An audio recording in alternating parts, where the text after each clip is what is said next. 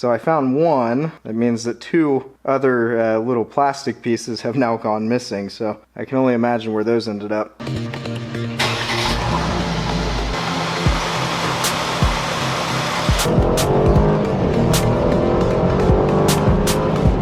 How's it going, everyone? Welcome to the Always Up Too Late channel. My name is Jonathan, and today we're going to be addressing a couple of small oil leaks that I have on my W204. Now, I believe that it could be coming from the cam plugs on the back of the motor. Could also be the oil accumulator. It's the black box that's on the passenger side rear. It could also be coming from the vacuum pump that's on the opposite side. I didn't order that one in hopes that it's the other three things that I mentioned, the two plugs and that oil accumulator, but we will dig in today and see if that's really where it's coming from. And in today's video, the tools that we're going to be using today are an 8mm 12-point socket. Yep, there it goes, it'll focus.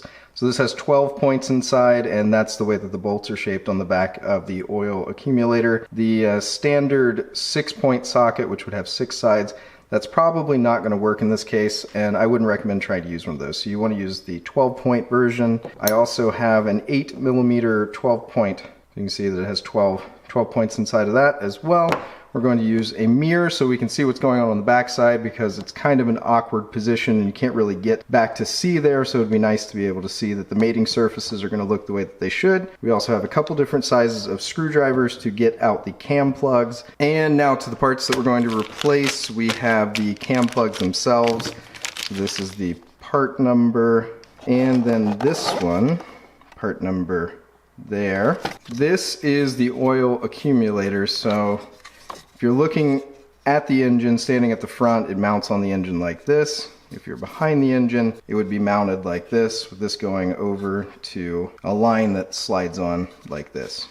So this O-ring looks like it could fail, and that could potentially let oil out, or maybe this thing is actually full of oil as well. And now the first step that we're going to need to do is we need to remove the air cleaner assembly that's on top of the engine. Now, to start this project, we're going to go ahead and pull off this front cover, just like that. Okay, now with that off, we're actually going to pull off this breather hose. The breather hose hooks into this kind of manifold type deal, and then also going to disconnect both sides of these intake tubes. Okay, now that we have everything loose on here, we're going to pull upward that way. Okay, and then we pull upward on this side a little bit. Now we need to get these intake tubes. Okay, well, it just comes off all the way, I guess. Well, that's fine.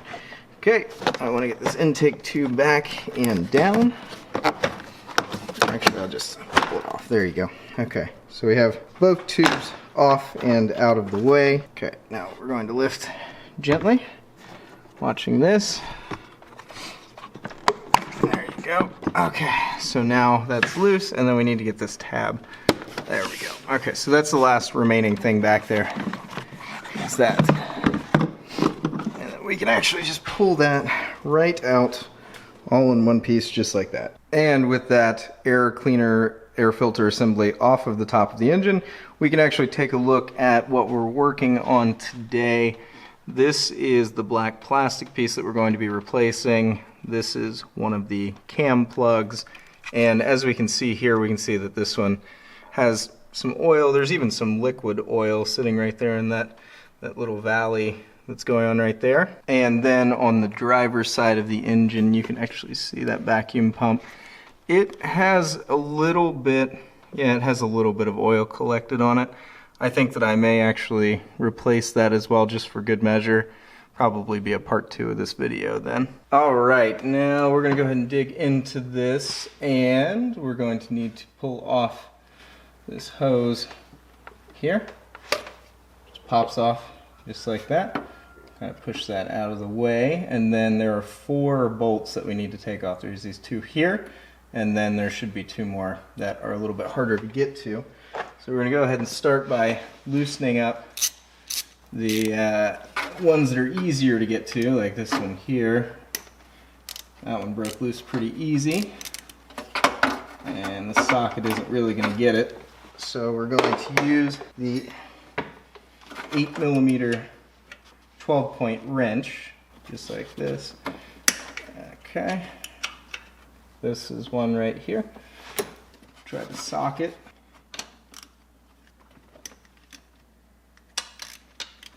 Now, on this one that's a little bit hard to get to, I'm also going to try to use the wrench. Get it onto the bolt. There we go.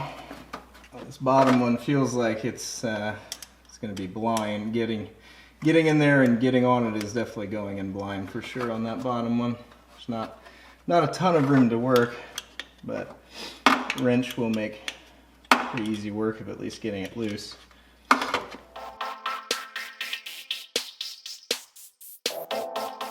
It's a long bolt. There it is. That's how long that one's going to be. Alright, now I'm going to use a towel to pull this off because I believe there's going to be a bunch of oil in it. I'm just wiggling it back and forth to get it to come off. I can see the gasket is already coming out of it there. There we go. Now that we have the old piece out, it looks like we can go ahead and do a comparison with the new piece, and I'm pretty sure that these are the same. There's like a dowel that goes into here, and then the center piece isn't the same, but that's because this right here, this seal material will actually go around the shaft that's sticking out, and that's why this one's quite a bit bigger, but everything looks to be about the same. You can see this gasket. It's pretty flat in this spot right here, and I think this was actually the dirtiest bolt that came out, so I think that one was covered in oil and whatnot, and this one is round all the way around, I think, like it should be. Now that we're ready to reinstall this, I'm going to be using this mirror to double check and make sure that I got the mating surface clean to where it should be, and I'm just looking to make sure there's nothing left of the old gasket or anything else, any dirt or debris that could affect the seal of the new gasket. And it comes with this cover thing for where the hose connects. I'm just going to go ahead and pull that thing out now, and we're going to fit this piece in where it's going to go. Push it on. So we have it seated where it's supposed to be, and now we're going to start some of the bolts. Make sure it doesn't move anywhere on us. Now I'm not going to tighten any of these down yet. I just want to get everything in and started. And I am saving the hardest one for last. Now the last one took a little bit of aerobatics to kind of get that to fit and to get that into the hole. There's this, was this a line? It's like a line or a harness. I think it may be a harness. It's kind of in the way. It's really makes it kind of hard to get to. Okay, so we have all four snug now, and I think I'm going to use this wrench to tighten them up because it would be really hard to get a torque wrench in here. So because we're tightening like plastic onto aluminum, we're not going to go too far. We want to get them snug and then maybe a quarter turn or so after they're snug. And using the mirror one more time, I'm just going to double check our work. Make sure everything looks the way that it should. So I think we're good on that spot. And now we're going to move on to the cam plug, which is this one. This is on the passenger side, so we're going to get out this plug and replace it with a new one. So we're going to put a screwdriver down in and kind of work it out like this, starting at the top and then kind of working side to side.